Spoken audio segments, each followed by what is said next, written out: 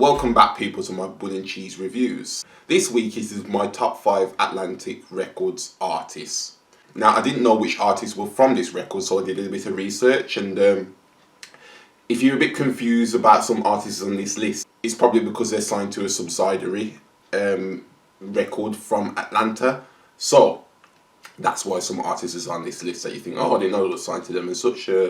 So this is what comes up in the Wikipedia page as of the 1st of August 2020 anyway. As says, I don't know if anybody has dropped from the label when this releases, but this is for current artists anyway. So before we get into it, I will say that there's a couple of people that get honourable mentions because I aren't on this list.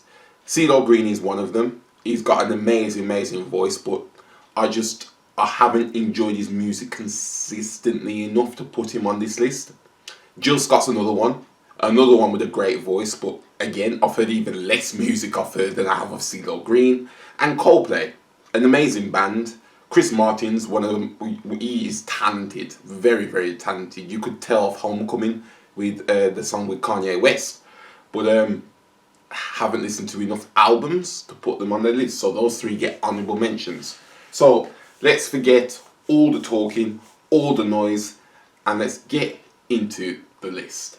Number 5, Bruno Mars. Bruno Mars rose to fame shortly after I left high school, with his debut album Doo-Wops and Hooligans being an instant classic. I remember everywhere I went, from shopping centres to college to work radios, Just the Way You Are was being played consistently, and with good reason, as it was a well-written love song that fit the mainstream popularity at the time. Grenade outlined the lengths you go to for someone while in a relationship, no matter how literal you want to take it or not. And Count on Me was a perfect song to show Mars' singing skills when the tempo is slowed down. His second album was also a solid performance, with Young Girls and Treasure being extremely memorable. The reason why he cracks this list for me is his ability to consistently create feel-good music, which was something I didn't hear from many artists of that era. But the reason why he's bottom is because at the same time, even though his talent is undeniable, I don't think he has shown any significant progress in his music since the beginning. And even to this day, his last album was released 4 years ago. Number 4, Hopsin. Hopsin is well known for being influenced by Eminem, and you can clearly hear it in some of his tracks. He's able to rap at an extremely quick pace, a technique that has always amazed me, and one which Eminem has, of course. Ill Mind of Hopsin 5 is the first track I heard of his, and I love the grounded lyrics about everything in life, ranging from teenage pregnancy to gang life and race. Then in 2013 he released Not Madness, his third studio album. A range of different tracks featured here, from Jungle Bash with Swizz, a label mate at the time, where both artists trade bars late in the song, a technique that was fairly new to me. What's My Purpose, which is met with some of the realest lyrics about society I could imagine at the time. And Caught in the Rain has a slow beat which lets Hop change his flow, showing he is not just a speech merchant and he can be more.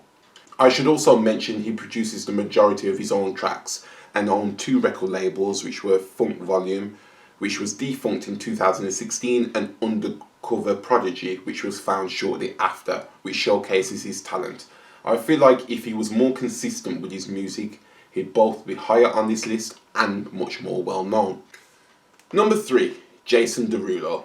Love him or hate him, there's no denying Derulo's talent. He broke into the mainstream where I was still at high school. In other words, a long time ago. What You Say single was released in 2009, and I remember literally everybody in my year having it Bluetooth to their Sony Ericssons and Blackberries.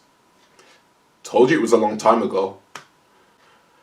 At the time, nobody knew he was using samples of another song called Hide and Seek by Imogen Heap, but even when we did find out, we didn't care because of how well he performed it. He's a natural born performer, able to dance extremely well while singing. There's just some things you can't teach. I believe that is one of them. So after this song was released, we all eagerly awaited his album to drop the following year. which it did. It was self-titled as Jason Derulo. We wasn't surprised to find out he had other hit songs on there with Riding Solo and In My Head, but one track I never thought got the recognition it deserved was What If. Here he slows the beat's tempo, which fits his singing about the future of a relationship, and also the hook is hair-raising, especially when Derulo hits those high notes. His second album was Tattoos, which I thought was also well put together, with hits like Vertigo and Talk Dirty, featuring Jordan Sparks and 2 Chainz respectively. But my favourite song being on that album had to be Trumpets, which smartly incorporates the said instrument in the hook. Unfortunately, I think this is where his good music stopped, as he doesn't have anything after this album memorable to me, at least other than Swallow, which is memorably bad. Number 2, T.Y. Dolla $ign. T.Y. is an amazing artist, and he proved that straight out the gate with his first track on his debut album, that was L.A., featuring Kendrick Lamar. This track manages to paint a perfect picture of LA into your brain, and the inclusion of Kendrick was genius. Miracle / Whatever is an impressive extra long track where you can clearly hear the soul in T.Y.'s voice singing over a simple beat. The high pitched notes in the hook is what's most sensational. Credit with Streeter was a perfect duo between him and Seven. The lyrics in the hook make you feel like you are in the room with them, vibing to the music and the tone. But my favourite track on the album has to be Horses in the Stable. Just like John Legend, he's able to make you vibe to the thought of him cheating and playing around, which we all know is a hard thing to do. The hook is as smooth as ever, and every time he builds into it, I catch myself singing with him. He is also well renowned for being an amazing featuring artist, with some tracks to take note of being Ecstasy by Kid Cudi and Kanye, Up the Wall by The Game, Fallen by Seven Streeter, and my favourite being Kill by Lupe Fiasco, which he makes the hook incredibly memorable, and I think all these hits with his debut makes him deserving of this second spot. Now let's have a little break before we get into number 1. I haven't done that before. Now when I was researching all these artists and I came up with everybody, this is an artist at the number 1 spot that I actually forgot about. And I don't know why I forgot about them, because they're extremely talented. And I think I've listened to nearly 2 of their albums, and both of them were amazing. So they do deserve this number 1 spot. Tried to put them at number 2, and then tried to put T.Y. Dolla over them, but no, I thought that was completely unfair, and I think you'll understand why. So let's get to number 1. Number 1, Ed Sheeran. I first heard about Ed shortly before his debut album was released, and I enjoyed his style. It was obvious he had talent, so I waited for his album, and when I listened to it in full, I got what I expected. Many well-written songs. He proved that he's a half-decent rapper too. Who would have thought? He did this on the song You Need Me, I Don't Need You, something I don't think anybody expected. Some Small Bump was an incredible emotional song about a close friend's stillborn pregnancy, and Lego House had perfect lyrics to a great melody.